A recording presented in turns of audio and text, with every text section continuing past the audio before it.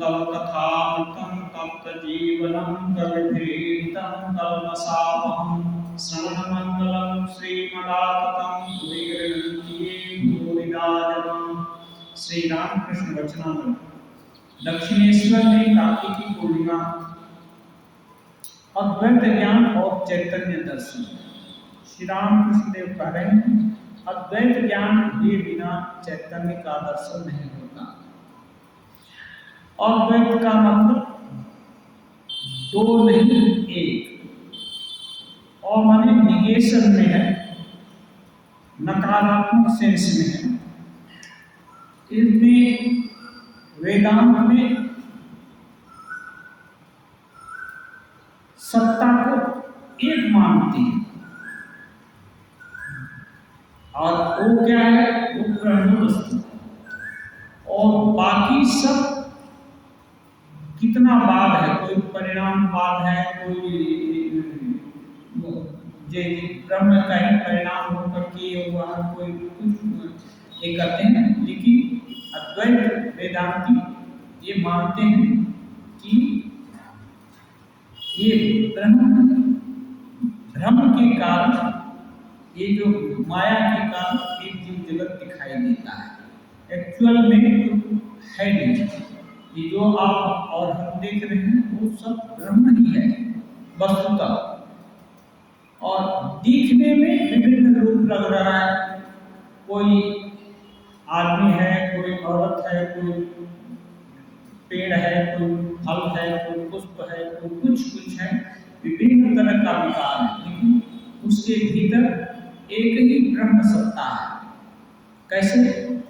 जैसे सोने का आभूषण, सोने की पन्नी भी होती है, बनारसी साड़ी में पन्नी भी होता है, लगाते हैं, पतला पतला धागा वो भी लगाते हैं।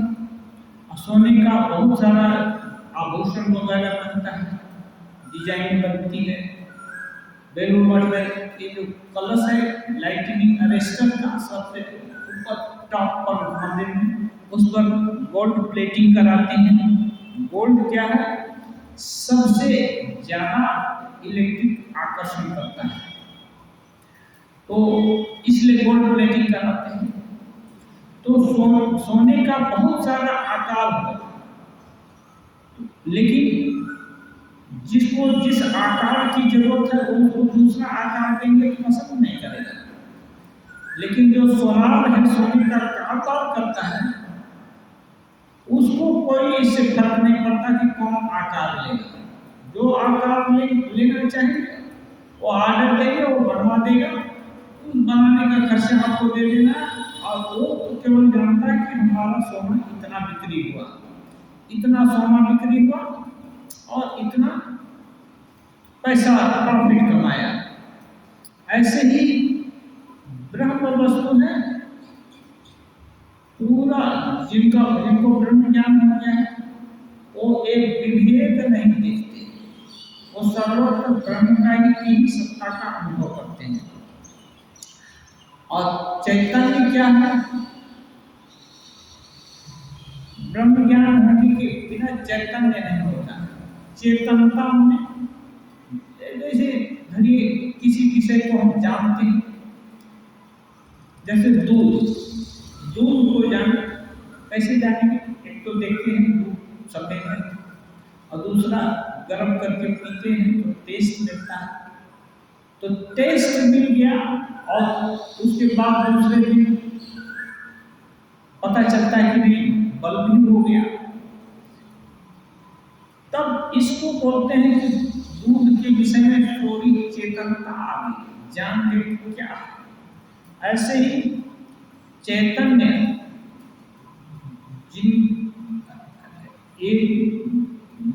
जिनके दर्शन से, मैंने एक ब्रह्म वस्तु है ना, आंख से और स्पर्श से, किसी इंद्रिय से उनका अनुभव नहीं किया जा सकता। तो कैसे बोलते हैं कि दृश्यते तु अज्ञा बुद्धिया सूक्ष्म या सूक्ष्म दर्शी। जब बुद्धि एकदम सूक्ष्म से सूक्ष्मतर हो जाएगी, कैसे सूक्ष्म होगी? अभ्यास वैराग्य, विवेक वैराग्य का एक हर समय अनुष्ठान करेंगे, शास्त्र अध्ययन करेंगे, भगवत बुद्धि का आरोप करेंगे। जितने भी पर्याय हैं जैसे अहिंसा, सत्य, अस्तेय, ब्रह्मचर्य, अपरिग्रह, इस सब में प्रतिष्ठित रहेंगे। जो भी काम, क्रोध, मद, मोह, लोभ, भय, शोक, ये सब मिनिमम हो जाएंगे, नहीं ये पराभूत नहीं कर सकेंगे। ऐसे चित्त में उसको बोलते हैं बोधे बोध, अनुभव होता है। जैसे सुख का अनुभव कहाँ होता है? बाकी चीज तो इधर दिखाता है, सुख का अनुभव दिल में होता है। और जो अनुभव आपको हुआ वो हमको नहीं हो सकता, हमको थोड़ा अन्य तरह का हो सकता है और दूसरे को अन्य तरह का हो सकता है। सबका अनुभव अलग अलग होगा, एक तरह का नहीं होगा, लेकिन सभी करते हैं कि बहुत आनंद आया। तो ये कोई अच्छी चीज मिलने, अच्छी चीज खाने से या अच्छी चीज पाने से सभी बोलते हैं बहुत आनंद आया, लेकिन भेद रहेगा। तो एक बोलते हैं कि ब्रह्म ज्ञान का, ब्रह्म स्वरूप का दर्शन होने से चैतन्य माने अब वो जो आनंद का अनुभव है वो अन्य समय क्या है लुप्त हो जाता है। जैसे कुछ दूध पिए, बहुत अच्छा टेस्टी लगा, उससे समय आनंद रहेगा, थोड़ा देर के बाद वो खत्म हो जाता है, वो भूल जाते हैं। लेकिन जिसको ब्रह्म ज्ञान हो गया उससे ब्रह्म विषय चैतन्य कभी कम नहीं होता है। वो ज्ञान, वो अनुभव, वो अनुभूति कभी खत्म नहीं होगी। तो कहते हैं अद्वैत ज्ञान में बिना चैतन्य दर्शन नहीं होता। चैतन्य का दर्शन होने पर तब नित्यानंद होता है। नित्यानंद में नित्य में सब समय आनंद, सब समय आनंद होने का मतलब वो आनंद बाधित नहीं होगा। जैसे हम लोग अभी दूध पिया तो आनंद आया, थोड़े देर में 10 मच्छर काट के तो फिर निरानंद हो गया, उधर दिमाग चला गया, ये आनंद बाधित हो गया। तीसरे ही क्षण कोई तीसरी चिंता हो गई तो मच्छर काटने का भी भूल गए और उसकी ये हो जाए। और सांप आ गया तो सब चिंता छोड़कर दिल सूख जाएगा, एक सांप से कैसे बचेंगे, डर जाएंगे। तो ये सब क्या है, जो कुछ भी आनंद इस इंद्रियों के द्वारा मिलता है वो बाधित आनंद होता है, वो नित्य नहीं होता। तो नित्य आनंद में हर समय आनंद। तो चैतन्य का दर्शन हो जाने से क्या है, सब जगह ब्रह्म का ही दर्शन हुआ, तो वहाँ अच्छा बुरा का भेद खत्म हो जाएगा। हम लोग मानते हैं ना गंदगी, सब लोग नाक से बोलता है, समझे ना? कोई भी इस नाले में कोई किसी को स्नान करने के लिए बोल दिया जाए, बगल का नाला है, कोई स्नान करेगा? पैर तक नहीं डालना चाहेगा, स्नान करना दूर। लेकिन सुअर है ना, उसमें एकदम प्रेम से कहीं से छोड़ देने से दौड़ कर जाकर उसमें जंप करते हैं और आनंद से कुछ खोज करके खा रहे हैं। तो अच्छा, ये तो मान लीजिए इतर जीव की बात हो। हम लोग बराह अवतार का बात सुने हैं, भगवान बराह रूप में भी दर्शन, बराह माने शुक्र का जन्म हुआ भगवान का, उसमें वो हिरण्याक्ष को का वध किए, सब काम हो गया। फिर ठाकुर बोलते हैं वो बहुत सारा बच्चा पैदा करके एकदम आनंद में है। असुर कहाँ रहेगा, एक बढ़िया पक्का फर्श पर नहीं रहेगा, उसको आनंद, उसको कीचड़ रहेगा, खूब कीचड़ रहेगा, एकदम तब मजा आएगा। उसमें हिलेगा डुलेगा कूदेगा, जो कुछ करना है उसी में खाना भी खोजेगा, उसमें उनको आनंद होगा। अब सोचिए कि जो वैकुंठाधिपति हैं उनको वैकुंठ में जाने की इच्छा नहीं हो रही, वो बोल रहे हैं, देवता आदि लोग जाकर उनको कह रहे हैं कि भगवान आपका काम हो गया, आप चलिए अभी वैकुंठ में। वो बोल रहे जा, तू लोग जा, मैं यहाँ बहुत आनंद से हूँ। अब सोचिए, यदि उनको आनंद के में तारतम्य मालूम होता कि नहीं वैकुंठ में ज्यादा आनंद है और यहाँ कम है, तब भला वो यहाँ रहना चाहेंगे? कोई भी ज्यादा आनंद चाहता है, लेकिन नहीं, वो समरस एकत्वम अनुपस्थित, वो वैकुंठ को और कीचड़ को एक ही जान रहे हैं।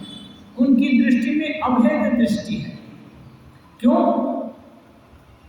कीचड़ भी जिस उपादान से गठित है, वो वैकुंठ लोक भी उसी उपादान से गठित है, और कुछ भी ब्रह्म को छोड़कर है नहीं।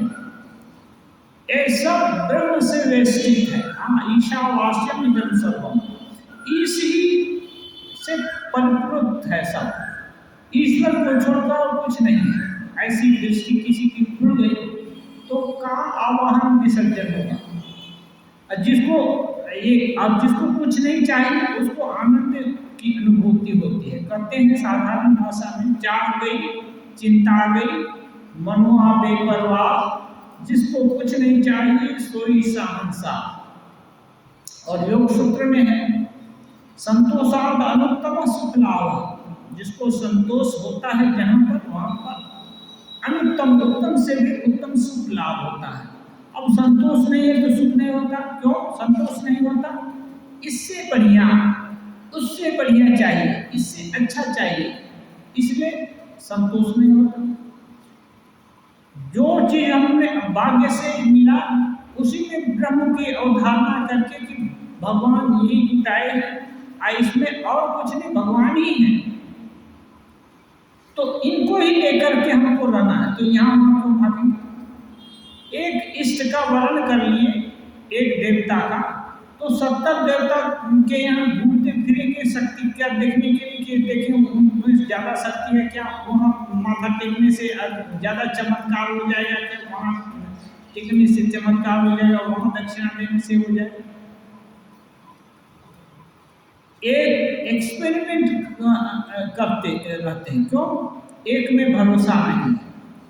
एक में भरोसा हो जाएगा तो क्या होगा, अपना ही इष्ट, यदि दूसरे मंदिर में जाते हैं, कहीं जाते हैं, तो उसकी क्या बोलते हैं, अवहेलना नहीं करेंगे, लेकिन अपना ही इष्ट वहाँ ही दिखाई देगा। लगेगा कि जो अपने हैं वही यहाँ भी है, कहीं भेद दृष्टि नहीं दिखेगी। क्यों? सत्ता तो उनकी ही है, वही नाना रूप एक करके विभिन्न जगह विभिन्न लोगों के कल्याण के लिए विभिन्न रूप में विराजमान है। तब ऐसे लोग को असंतोष नहीं होगा। असंतोष नहीं होगा तो परम सुख, सोजा बात है। असंतोष रहेगा तो सुख नहीं होगा।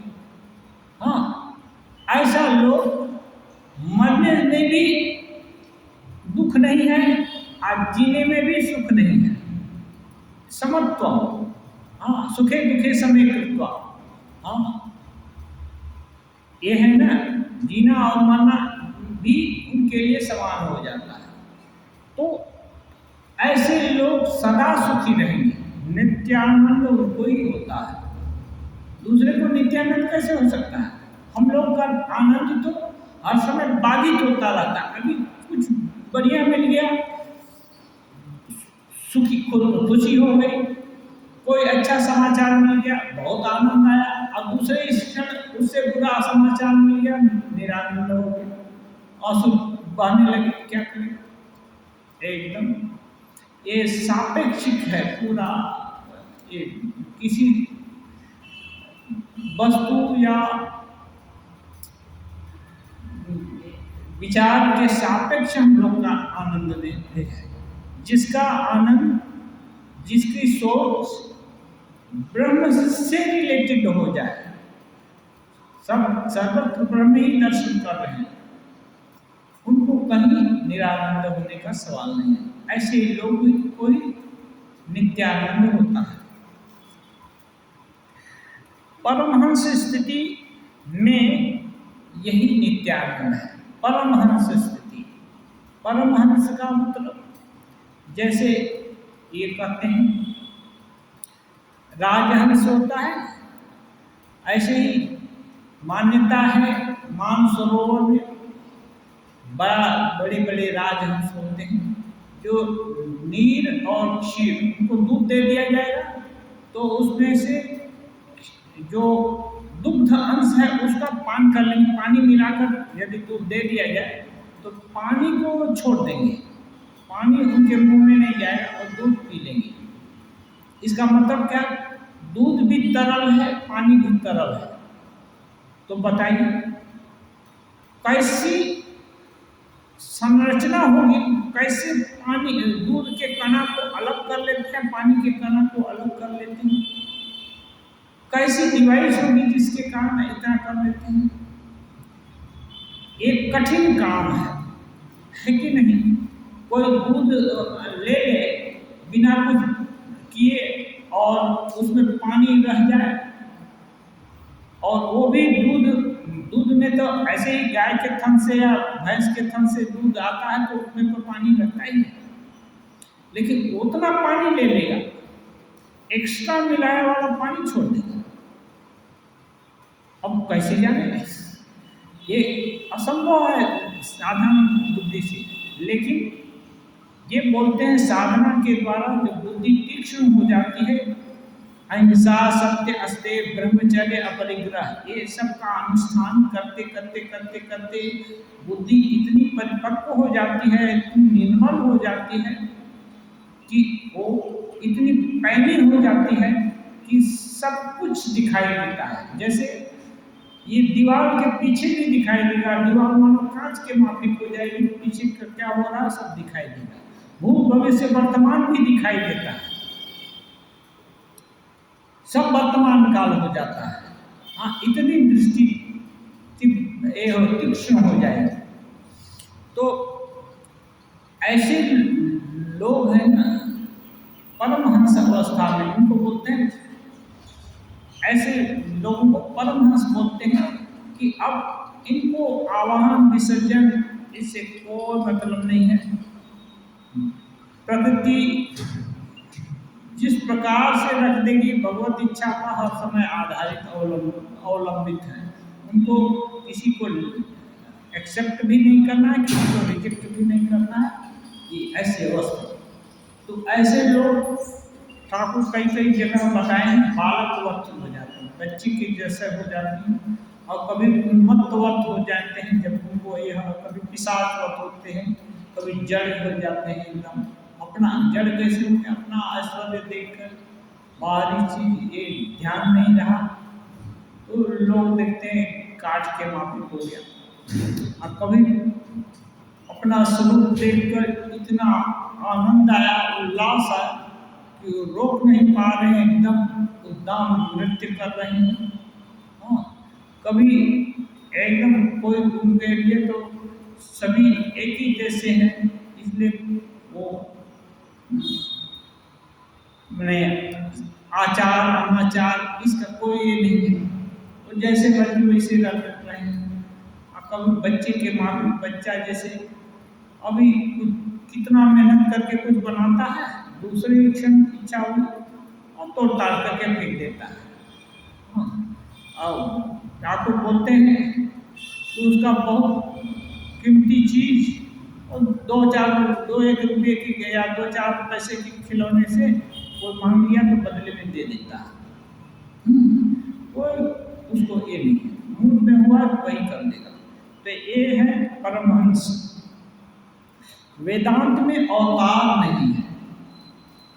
अवतार कहते हैं ईश्वरी शक्ति का अवतार, माने घनीभूत शक्ति जो करुणा का पोषण करती है और युग युग में लोक शिक्षा के लिए आविर्भूत होती है, लोक कल्याण के लिए आविर्भूत होती है।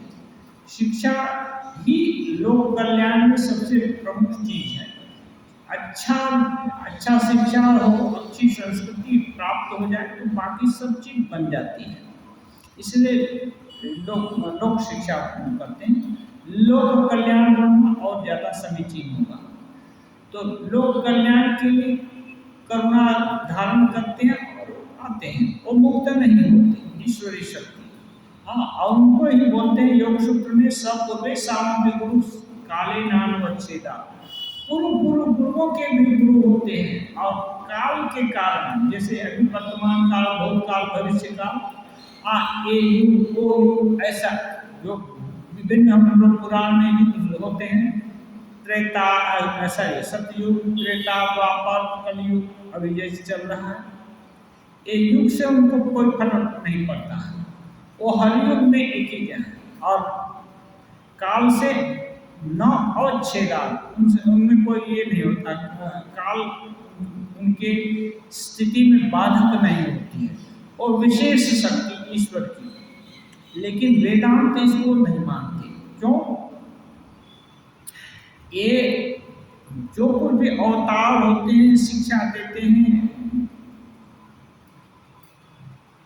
वेदांत तो मानता है कि ये सब माया का जगत है।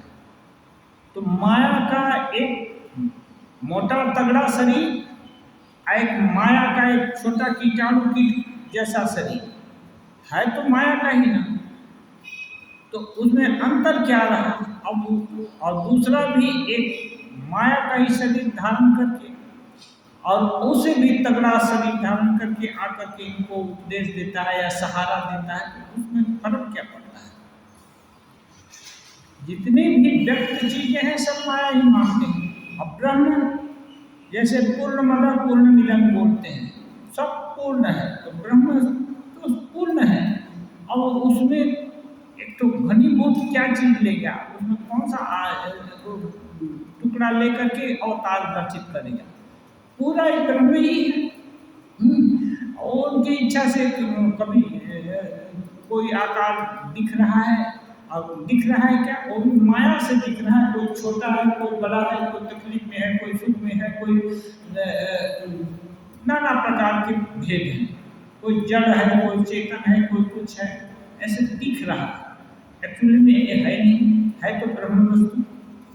इसलिए अवतार नहीं मानते। इस मत में चैतन्य अद्वैत के एक बुलबुला है। चैतन्य वो अद्वैत का एक बुलबुला बोलते हैं। अद्वैत क्या है? वही ब्रह्म ज्ञान। ब्रह्म का बुलबुला चैतन्य है। चैतन्य क्या क्या मतलब? तो वही साधारण भाषा में चैतन्य का मतलब जो बोध हो रहा है, हाँ, ज्ञान या अनुभव हो रहा है, आनंद का अनुभव होता है, तो वो अनुभव को चैतन्य। और वो अनुभव कैसा है? स्पॉन्टेनियस है। वो अनुभव बाधित नहीं होता, उसमें कोई बाध नहीं। अबाधित जो ज्ञान होगा, किसी काल में बाधित नहीं होगा, उसको चैतन्य होगा। ये भी चैतन्य उस अद्वैत का बुलबुला है। क्योंकि एक्चुअली चैतन्य है नहीं, ब्रह्म ही है। समझाने के लिए विभिन्न तरह से समझाते हैं, जैसे अग्नि और दायिका शक्ति।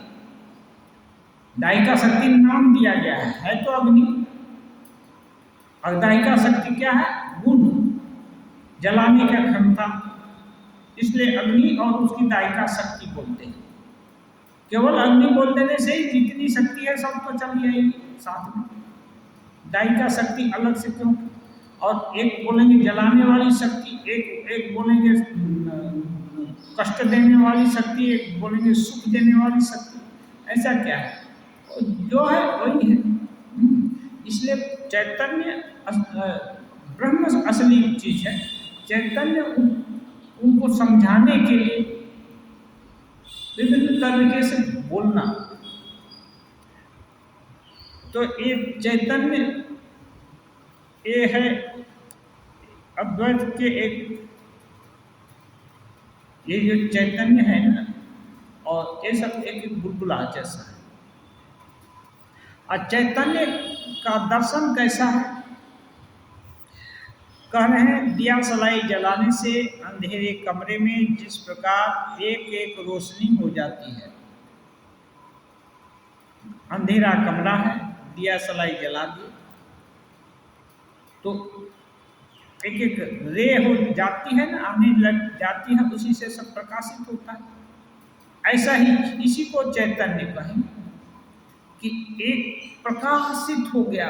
ऐसे तो माया के कारण विभिन्न रूप रस आदि दिख रहे थे, अब ब्रह्म ज्ञान हुआ तो उससे चैतन्य का ये हो गया, दिल में चैतन्य हो गया, माने दिल प्रकाशित हो गया। प्रकाशित हो गया तो क्या होगा? ब्रह्म वस्तु का बोध होगा। वो आंख से दिखाई नहीं देगा, वो बोधे बोध बोलते हैं, होगा। तो ये जैसे दिया सलाई जलाने से रोशनी हो जाती है, एक एक किरण आने लगती है ना, प्रकाश हो जाता है। ऐसे ही इसी को चैतन्य कहते हैं। भक्ति मत में अवतार मानते हैं, वो तो अद्वैत का मत है। अब भक्ति में मत में अवतार मानते हैं। कर्ता भजा संप्रदाय की एक स्त्री मेरी स्थिति को देखकर कह गई, बाबा भीतर वस्तु प्राप्ति हुई है, उतना नाचना कूदना नहीं। अंगूर के फल को रुई पर यत्न से रखना होता है। पेट में बच्चा होने पर सास अपनी बहू का काम धीरे धीरे बंद करा देती है। भगवान के दर्शन का लक्षण है धीरे धीरे कर्म त्याग होना। यह मनुष्य नर रत्न है। एक महिला कर्ता भजा संप्रदाय की थी। अवश्य वो उच्च कोटि की साधिका रही थी। साधारण लोगों को, कितने लोग ठाकुर को देखे कितने पगले बाउन या कुछ कुछ कहते, या इसको उधर पीड़ा हुई है, ये सब कहते। वो रामकृष्ण देव कह रहे हैं कि वो कर्ता भजा की औरत स्त्री उनको देखकर एक दिन बोली, बाबा भीतर वस्तु प्राप्ति हुई है। उसको मालूम हो गया कि वस्तु प्राप्त महापुरुष हो गए हैं, अब इनको कोई पाना शेष नहीं है। उतना नाचना कूदना नहीं। ठाकुर तो जब कीर्तन होता है तो नाचने कूदने सब लगते, नाचने लगते ना, तो इसका निषेध कर रहे हैं। निषेध क्यों? जिस समय भावावेश होता है उस समय तो नाचते कूदते हैं, लेकिन शरीर तो साधारण उपादान का बना हुआ है, वो शरीर टूट जाएगा, खराब हो जाएगा। इसके लिए उदाहरण देती है, अंगूर के फल को रुई पर यत्न से रखना होता है। अंगूर का फल है, यदि उसको ठीक से रखना होगा तो रुई पर यत्न से रखना है। धपास करके फेंक देंगे तो फूट जाएगा, और रुई मैंने नरम चीज पर रखना है। हाँ, क्यों? वो खराब ना हो जाए। हाँ, और दूसरा उदाहरण देती है, पेट में बच्चा होने पर सास बहू का काम धीरे धीरे बंद करा देती है। हाँ, ये आप लोग अच्छा से ही जानते हैं। धीरे धीरे काम कम नहीं कर देने से बच्चा को तकलीफ होगा। हाँ, हो सकता है कुपोषित हो जाए या कोई अघटन घट जाए। इसीलिए भगवान के दर्शन होने से कर्म त्याग धीरे धीरे हो जाना चाहिए, नहीं तो ये शरीर टिकेगा नहीं। यह मनुष्य नर रत्न है। वो बोलती है, ये आदमी है ना, मनुष्यों में रत्न है। जैसे रत्न कैसे करते हैं, विभिन्न मणिमाणिक्य ये सब में रत्न कोई कोई होता है, विशेष मूल्यवान चीज, उसको रत्न बोलते हैं। तो अनेक मनुष्यों में नर रत्न का मतलब सभी से प्रेशस, क्यों?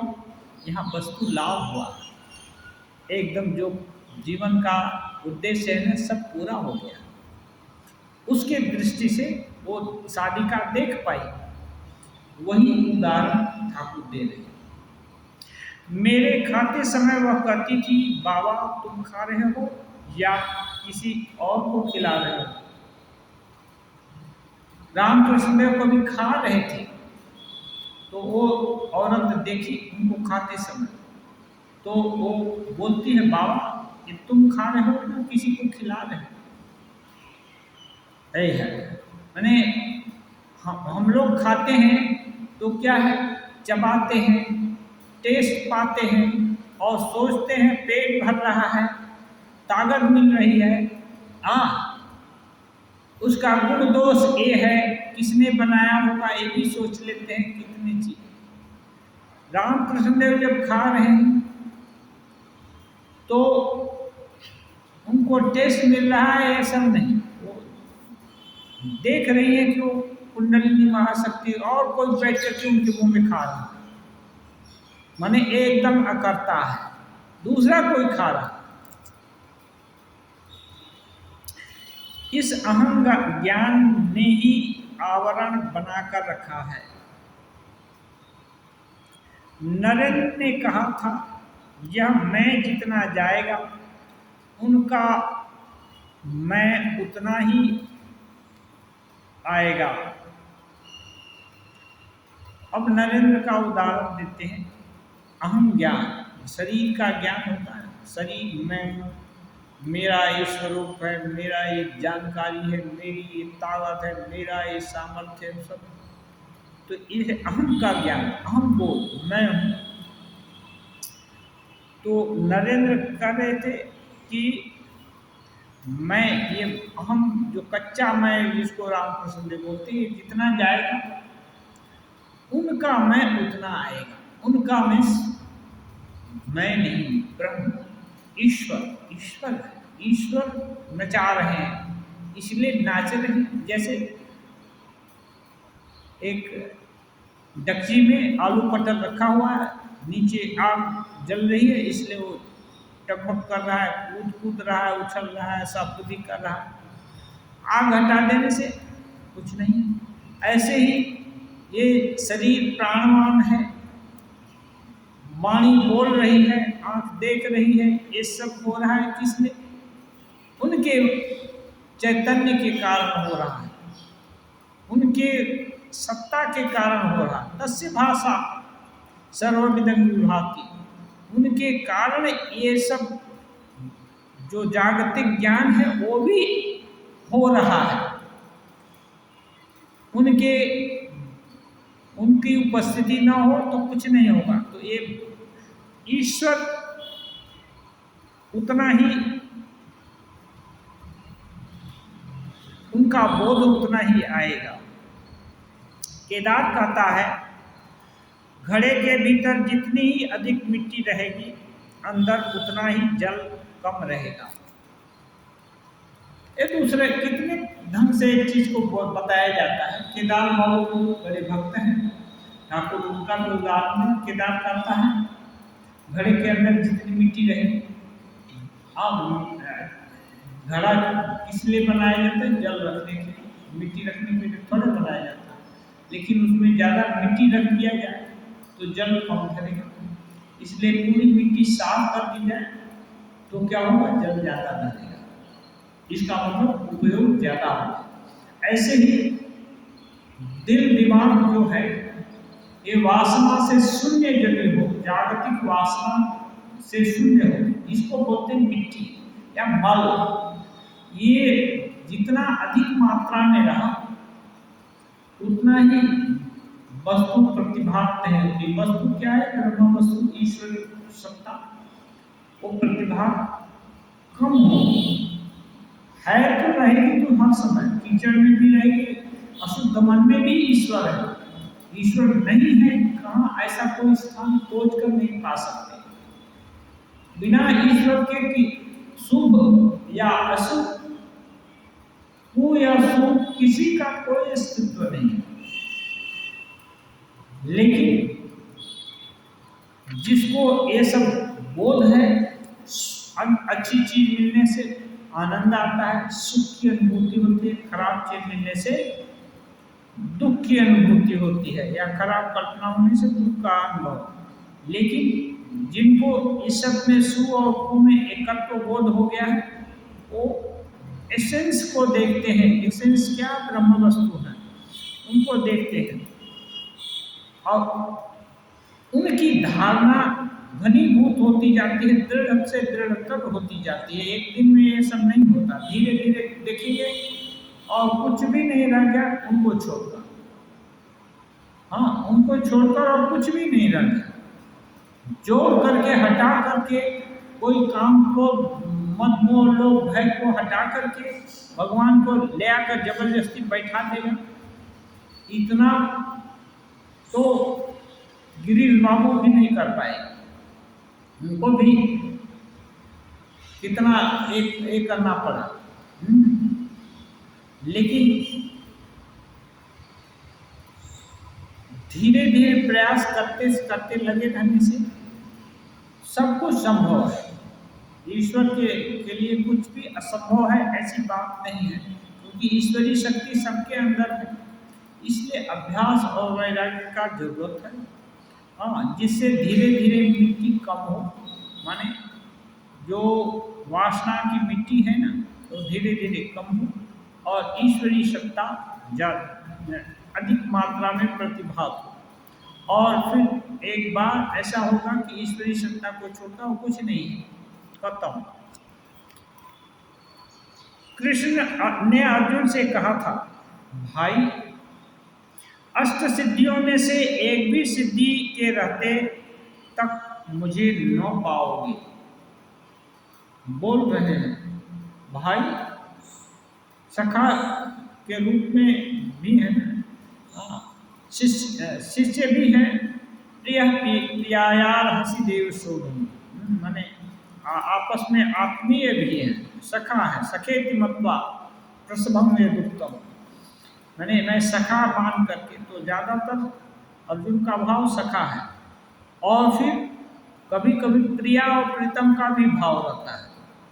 हाँ, इसलिए बोलते हैं, हाँ, ये जो प्रिय प्रियायार हसी देव शोभन, जैसे एक प्रिय और दोस्त प्रिया के दोष को सहन कर लेती है, हटा देती है, नहीं ये करता है। हाँ, वैसे ही आप मेरे जितने भी ये हैं उनको क्षमा कर दीजिए। तो कृष्ण कहते हैं, भाई अष्ट सिद्धि में एक भी सिद्धि, सिद्धि क्या है? सामर्थ्य है। एक क्या है? इनकी सत्ता एकदम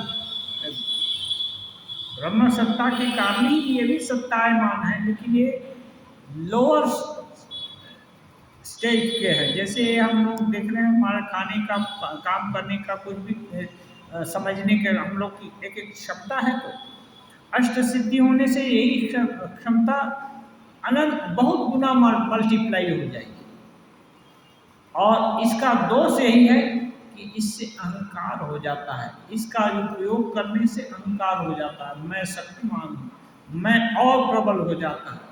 हाँ, जिस मैं को हटाने से ब्रह्म ज्ञान हो सकता है, वो मैं और हो जाता है और प्रबल हो जाता है। जितना प्रबल हो जाएगा उससे तो अच्छा है। सिद्धि नहीं होने से, ऑर्डिनरी आदमी होने से भी अच्छा है, क्योंकि ऑर्डिनरी आदमी अपने जो थोड़ा जो मैं है उसको क्रश कर सकता है, समझा बुझा कर, साधना करके। लेकिन सिद्धिमान पुरुष अपनी सिद्धि का बल और उसका अहंकार हटाने में उसको बहुत दम लगाना पड़ेगा, तो जल्दी सिद्धि नहीं छोड़ती है। इसीलिए तांत्रिक वगैरह वगैरह कुछ कुछ सुने होंगे, मारण उचाटन अमुक तमुक सब करते हैं। वो लोग सहज में अपनी प्रवृत्ति, मार भी खाते हैं, मार भी दिए जाते हैं, कुछ भी होता है, दूसरों को भी मारते हैं, कष्ट देते हैं, लेकिन वो अपने आदत से बात नहीं जाते हैं। हाँ, क्यों? उसका वो शक्ति पर अभिमान है, गर्व है। इसलिए भगवान बोलते हैं, जब तक कोई सिद्धि रहेगी तब तक मुझको नहीं पाओगे। क्यों? मैं इनसे दूर हूँ, इनके अंदर नहीं, इनकी सीमा में मैं नहीं रह सकता। उससे थोड़ी सी शक्ति अवश्य मिल जाती है सिद्धि होने से।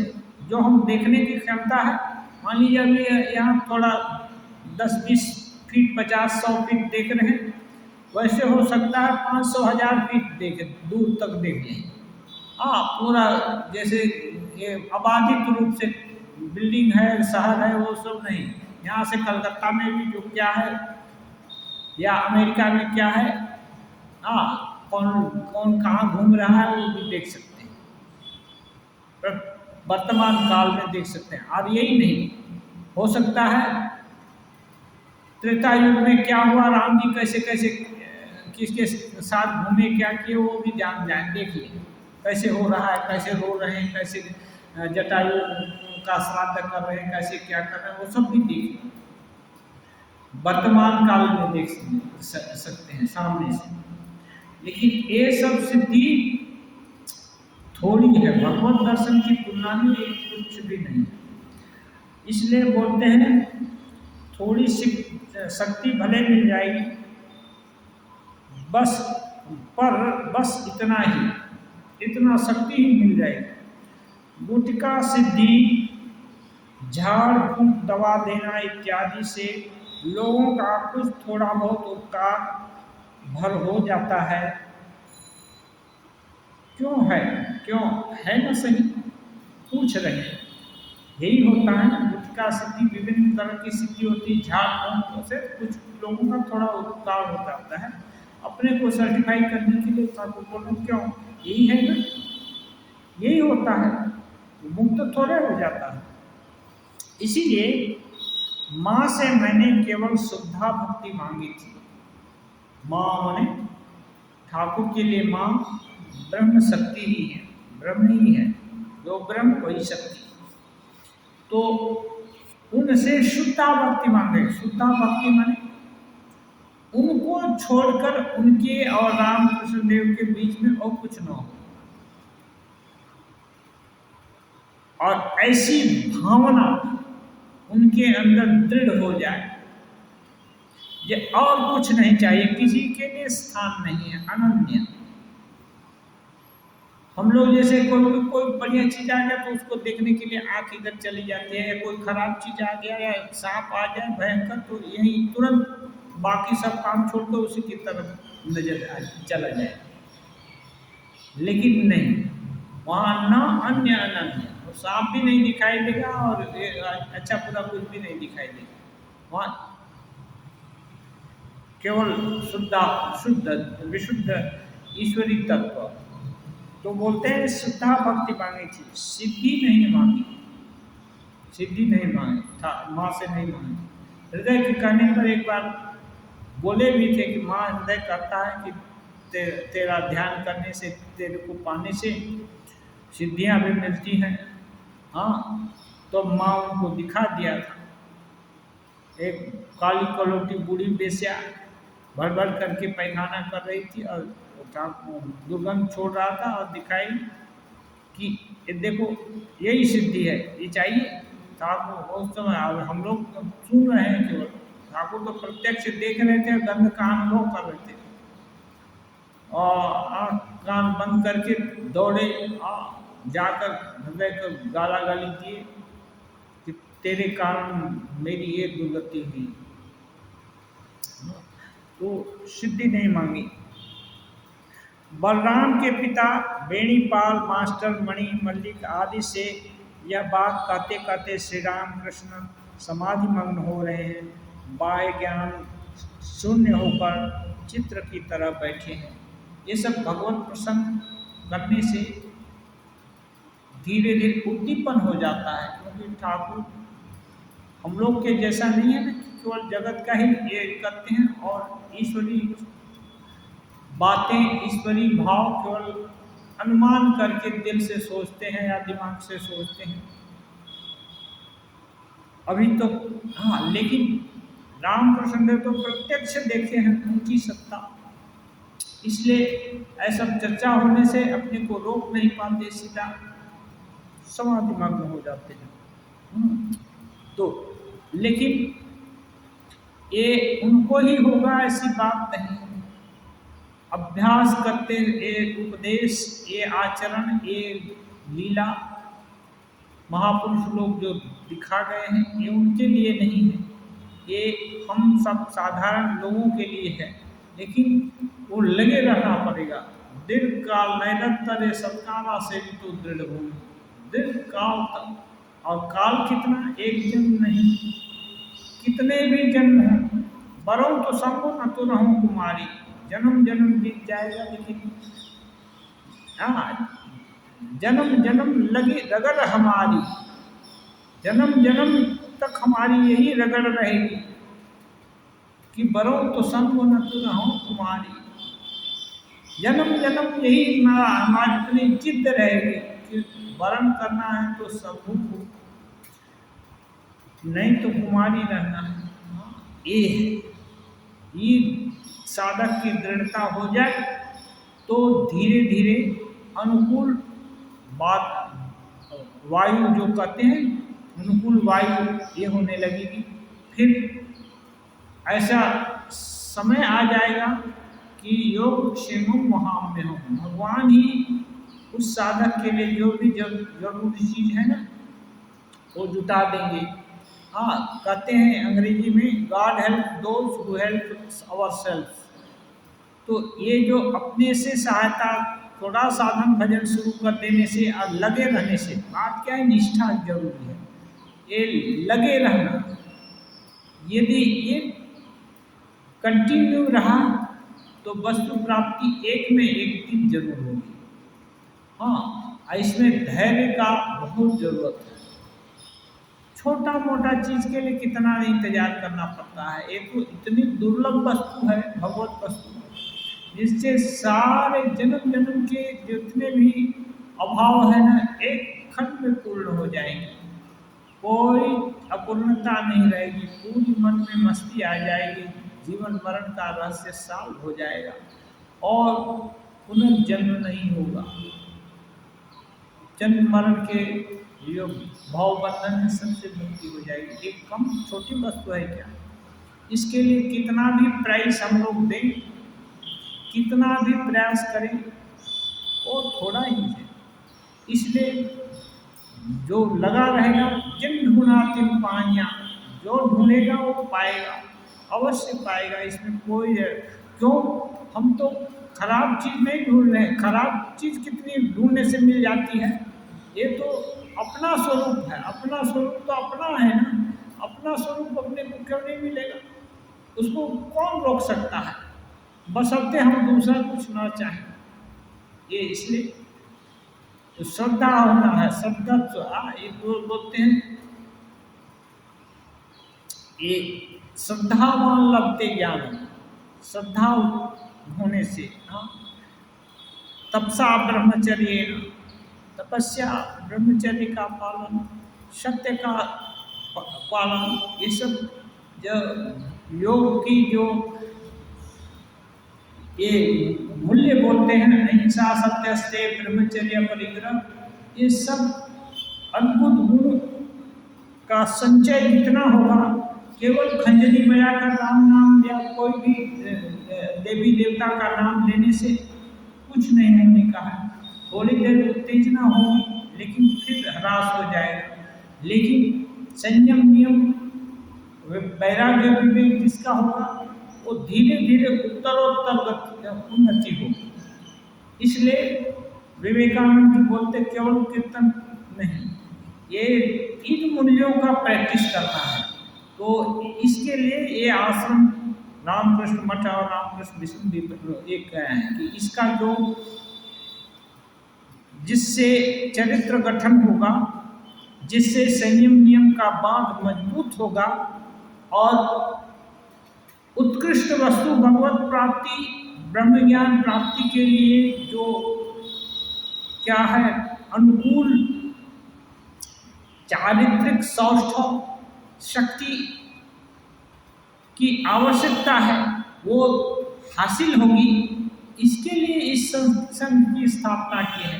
केवल कीर्तन मंडली बनाकर ये किया, कीर्तन किया और फिर जाकर फिर जहाँ के वहीं पड़े रह गए, ऐसा नहीं है। थोड़ी उत्तेजना होती है, लेकिन उस उत्तेजना को, उद्दीपना को बरकरार रखने के लिए संयम नियम का बांध उतना ही नहीं, वरन उससे ज़्यादा मजबूत करना होगा। जैसे कमाने से ज़्यादा खर्चा करना जानना है। कितना भी कमाएं, यदि लैविशली खर्चा करेंगे, बिना सोचे समझे खर्चा करेंगे तो दिवालिया के दिवालिया ही हो जाएंगे, कुछ बचेगा नहीं। नहीं कंट्रोल करके करेंगे तो थोड़ा भी कमाएंगे तो उससे जिंदगी आराम से चल जाएगी। ऐसा ही आध्यात्मिक जीवन में है, जो भी कमाया उसको हाथ से नहीं जाने दिया, वो उसका पतन और नहीं है। 2 कदम भगवान की तरफ चलेंगे, 100,000 कदम जरूरत नहीं है एक दिन में। 1 कदम जाएंगे, आधा कदम चलेंगे, लेकिन वहाँ से वापस विपरीत गति नहीं होगी, पश्चात पथ नहीं होगी। आधा कदम चले तो क्या है, इतना काफी है। अनंत जन्म है, प्रयास हर समय लगेगा, लेकिन एक कदम आगे बढ़ना है, नींद पीछे नहीं। हाँ, ये है, ये संकल्प होने से तब असंभव भी संभव हो जाएगा।